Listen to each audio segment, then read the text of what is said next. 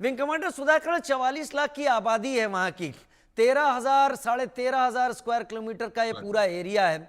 भारत अब बहुत दिनों बाद, बहुत सालों बाद, हमने आगरा समिट भी देखी है परवेज मुशर्रफ के साथ, जिसमें कई चीजों पर बातचीत हुई थी। वो क्या टर्म्स थे वो पीछे की बात हो गई, लेकिन अब भारत ने 2 लाइनें खींच दी है, बड़ी लकीर खींच दी है। दायरा ये है, बातचीत इसमें ही होगी। यहां पर क्या आपको लगता है विंग कमांडर एस सुधाकरण कि डिप्लोमेसी पीओके के इस इश्यू को सॉल्व कर सकती है? और अगर डिप्लोमेसी नहीं कर सकती है तो फिर कौन सा ऐसा ऑप्शन बचता है कि पीओजे के वापस आएगा? अपने आप आना संभव है?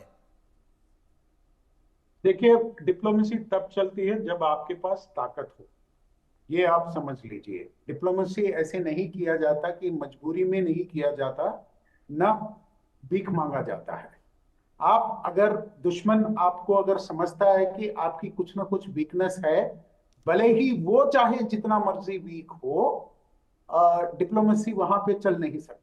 और इंडिया की जो डिप्लोमेटिक स्ट्रेटजीज रहे हैं जो पिछले 70 साल में, वो दरअसल कॉन्फिडेंट नहीं रहे हैं कि उनको ये नहीं पता था, ना वो खुल के उन्होंने डिप्लोमेसी की है। अभी हमारी जो डिप्लोमेसी है, हम फ्रंट फुट पे जाके खेल रहे हैं। पहले बैकफुट पे डिप्लोमेसी करते थे, हम ये सोचते थे यार क्यों लड़ना है, तो ये छोटे कंट्री हैं। कभी हम ये जताने की कोशिश करते थे हम बड़े दिल वाले हैं, और उसमें हमारी जो कायरता जो थी, जो राजनीतिक कायरता जो थी, वो छुपी हुई थी। मिलिट्री हमेशा उसे वही रहा है। भारत के जो योद्धा रहे हैं, जिन्होंने भारतीय थल सेना, वायुसेना या जल सेना को प्रतिनिधित्व किया है या उनका नेतृत्व किया है, उनमें कभी कोई कमी नहीं रही है। उनमें चाहे आपने उनको वेपन्स दिए हैं नहीं दिए हैं, उन्होंने आपके लिए लड़ाई जीती है। मैं आपके मतलब जो ध्यान को एक तरफ लेके जाना चाहूंगा, जो कारगिल में जिस हिसाब से हमारे जवानों ने जो लड़ाई लड़ी है, दुनिया की कोई सेना ऐसी लड़ाई नहीं लड़ सकती। भाई साहब, ऊपर से गोलियां आ रही थी और एक ऐसा किला, बंजर जमीन जिसका कोई मतलब ज्यादा कोई महत्व नहीं है, उसको हासिल करने के लिए, भारतवर्ष का वो जमीन था, उसको हासिल करने के लिए लोगों को पता था कि वो जिंदा नहीं लौटेंगे। गोली खा के, छाती के ऊपर गोली खा के वहां जाके झंडा गाड़ने के लिए गए थे। कौन सी सेना बताइए कि ऐसी लड़ाई लड़ी? वो सिर्फ भारत ही है, एक ऐसा देश जहां के योद्धा ऐसी लड़ाई लड़ते हैं। तो ये आप एक चीज आप समझ लीजिए। लेकिन 1971 में भी जिस हिसाब से हमने जीत हासिल की थी, हमने उनके 93,000 कैदियों को ऐसे ही लौटा दिया था। हम अपना जमीन वापस नहीं ले पाए। एग्जैक्टली, तो ये ये पॉइंट है। सिर्फ एक नारा नहीं है, ये सिर्फ एक नारा नहीं।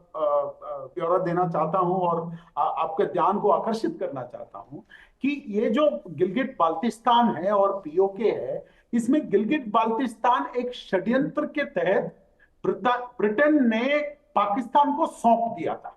वहां पे एक मेजर ब्राउन हुआ करते थे जो गिलगिट स्काउट्स के लीडर थे।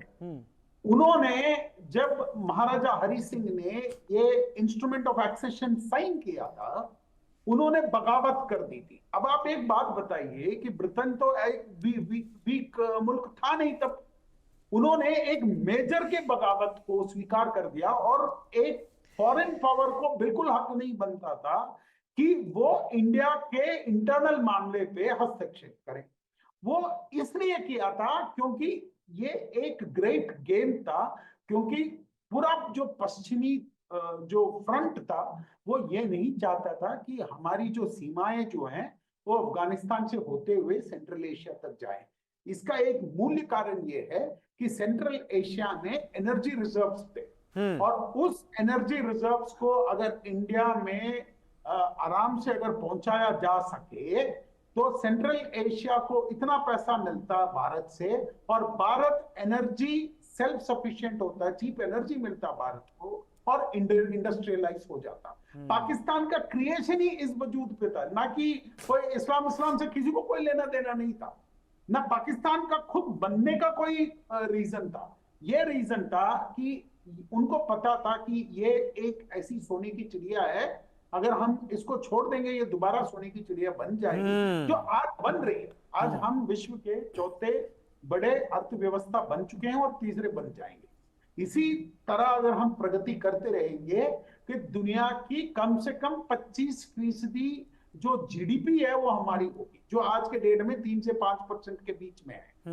तो ये उनका सबसे बड़ा प्रॉब्लम था, आज भी वही प्रॉब्लम है। आप सही अगर कह रहे हैं। पाकिस्तान को आईएमएफ आज लोन दे रहा है या चाइना से उनको बेल आउट मिल रहा है, वो इसीलिए है कि भारत को दबा के रखो, उनको गरीब रखो, आपस में बांटते रहो और उनको लड़ाते रहो। आप दोनों से मिलकर, आप दोनों से बातचीत करके एक बात तो समझ में आ गई कि अगर पीओके अपने आप भारत का रुख कर लेता है, जैसा इशारा राजनाथ सिंह डिफेंस मिनिस्टर कह रहे हैं, ऑब्वियसली अपने आप तो नहीं करेगा, उसके पीछे कुछ स्ट्रेटेजी होगी जिसे वो अभी सामने नहीं रखना चाहते होंगे। तो इसके साथ पाकिस्तान का नाम भी खत्म होगा, क्योंकि इसी के राह पर चलते हुए बलूचिस्तान, सिंध और एनडब्ल्यूएफपी जो नॉर्थ वेस्ट फ्रंटियर प्रोविंस है, वो भी अपनी रास्ते को अलग कर लेंगे। बहुत धन्यवाद, मेरे पास समय नहीं है। आप दोनों का सम्मान करते हुए मेजर जनरल अनुज माथुर और विंग कमांडर एस सुधाकरण, आपने जो भी कहा मेरे दर्शकों ने बेहतर तरीके से समझा और जाना।